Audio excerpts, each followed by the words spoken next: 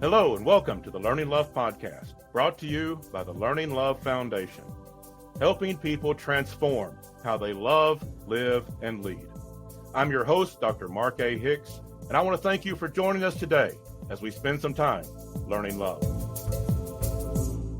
Love is the answer. Now all we have to do is explore all the questions.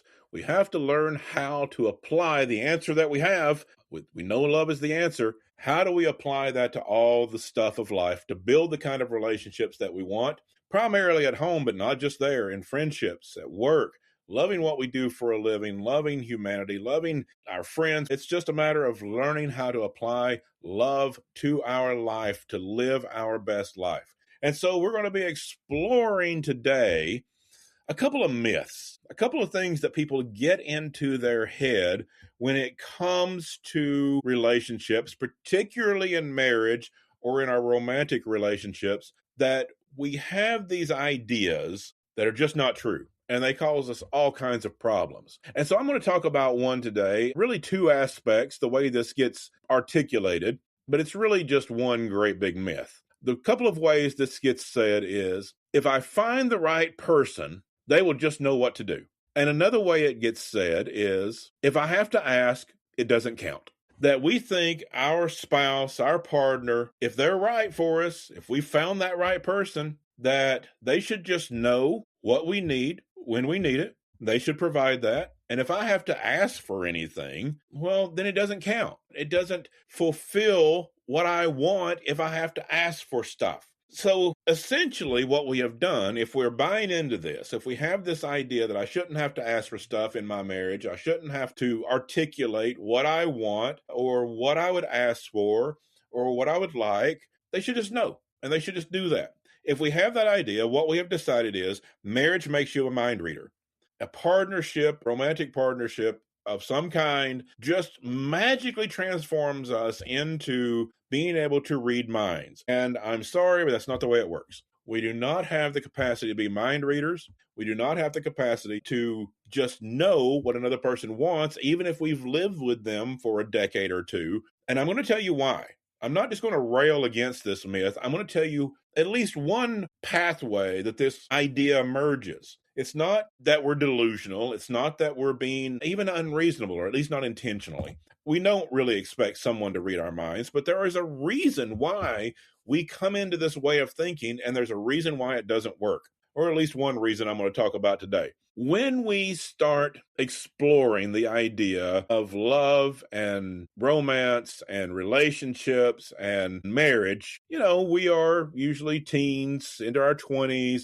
People usually start getting married typically in their 20s, sometimes in their 30s. There's exceptions to that, of course, but generally speaking, people start really thinking about marriage in their 20s, and they start seriously dating, usually late teens and early 20s. When we are dating, and when we are starting to figure out what kind of person we want to be with, what kind of person are we attracted to, what kind of qualities do we want in a partner, what kind of qualities do we want, personality do we want in a person that we might marry? When we are figuring that out, it becomes pretty obvious when we're not compatible. There are just certain things that are just necessary for a relationship to go forward. If a person, for instance, is highly religious and they meet a person that is an atheist, they may be good friends, they may be attracted to each other physically, but probably that's not going to work.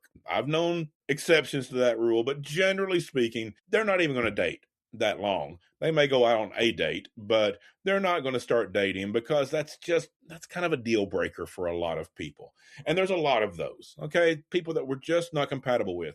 There may be someone who is highly athletic. They are really into physical fitness. And okay, they may find a person that they really enjoy hanging out with that is not at all into fitness. They are into video games. They're into, movies, all this stuff. But they're really just not really wanting to get off the couch unless they have to. Again, those two people, They may be friends, they may get along fine, but they're probably not going to be real compatible.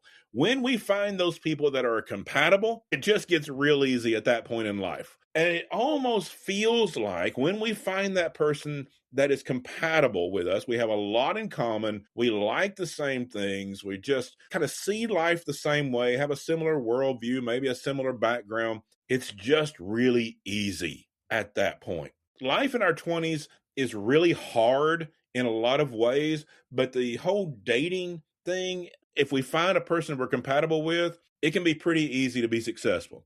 Okay, so if you've got two people that are very athletic and they just love athletic things, and she calls him up and says, "Hey, I was thinking maybe we would go hiking this weekend." And he's like, "Man, it's like you read my mind."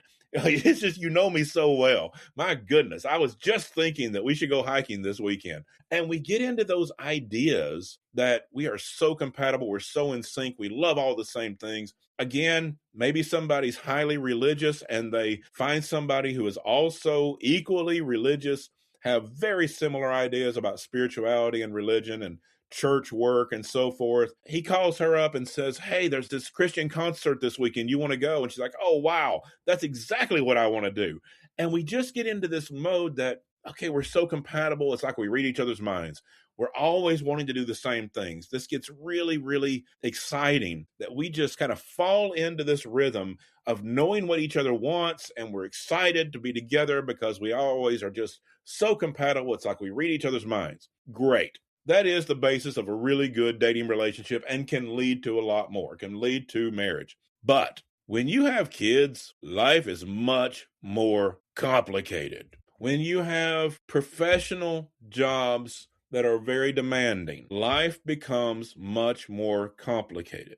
When you get into your 30s or 40s or 50s, I know this comes as a shock to a lot of people, but people change over the years. You might not be into the same things you were into when you were 20 when you're 40. You might have different interests. You might have expanded your world. Maybe you got over something. Maybe you're not as athletic when you're 40 as you were when you were 20, and you don't want to go hiking that weekend.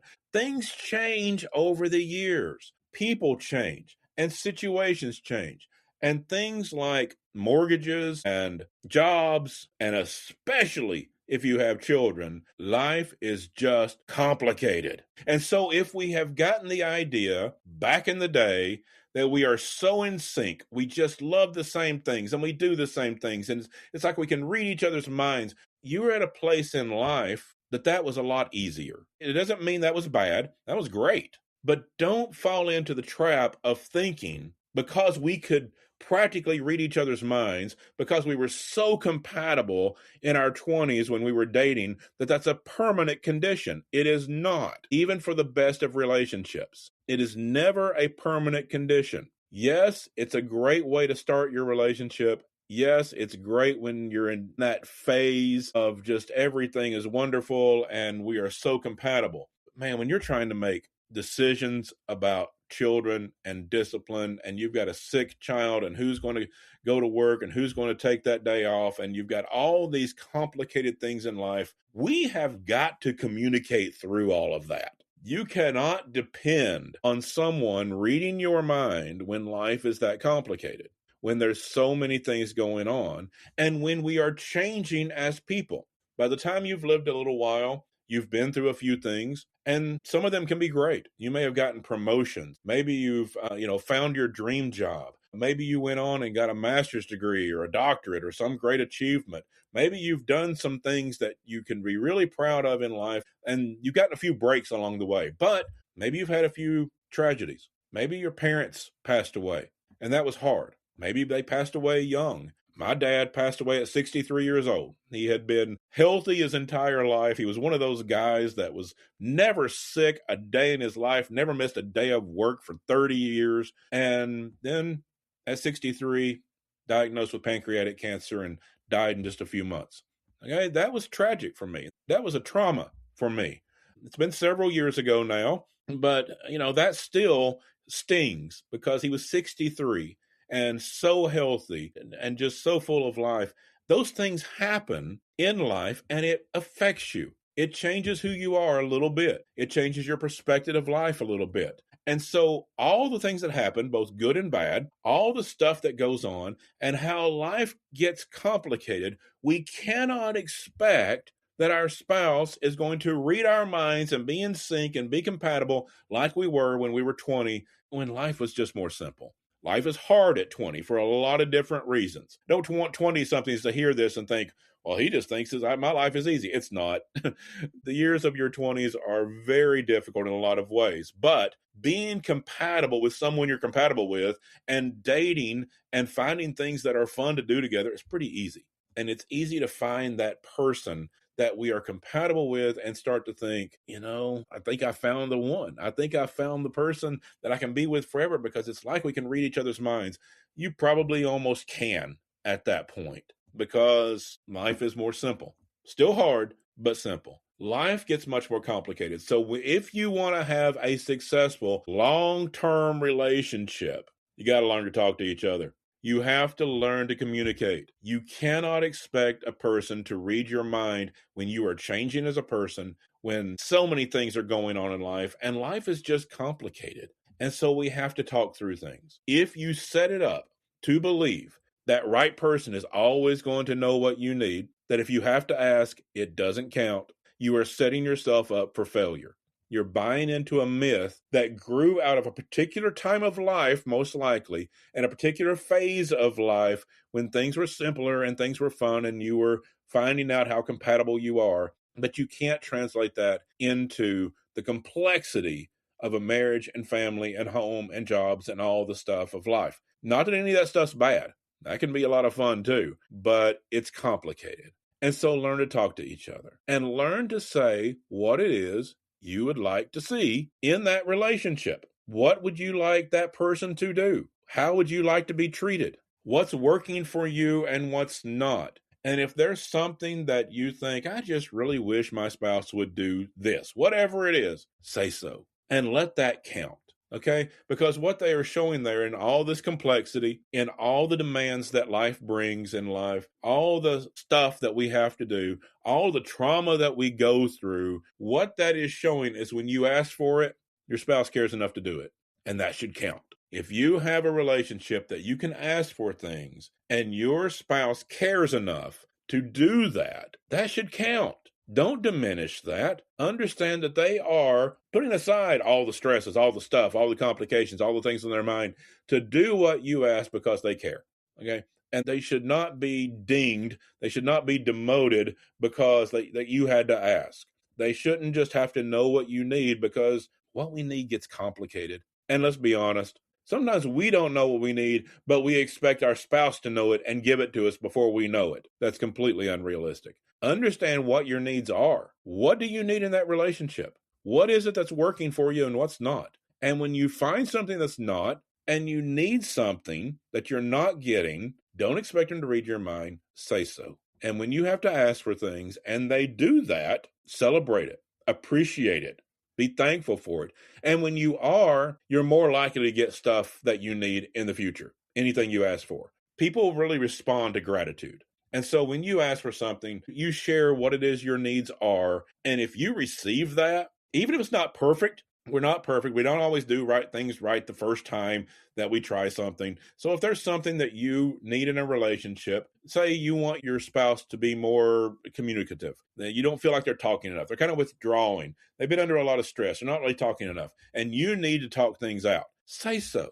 Now, when they do that, they're probably not going to get it right the first time, because some people just naturally withdraw when they're under stress. But if they try to talk to you, be thankful for that, encourage that, and let them work their way into doing it better. Be appreciative of that effort, even if it's not perfect, and you're going to get a lot better results. Gratitude brings about really good results most of the time.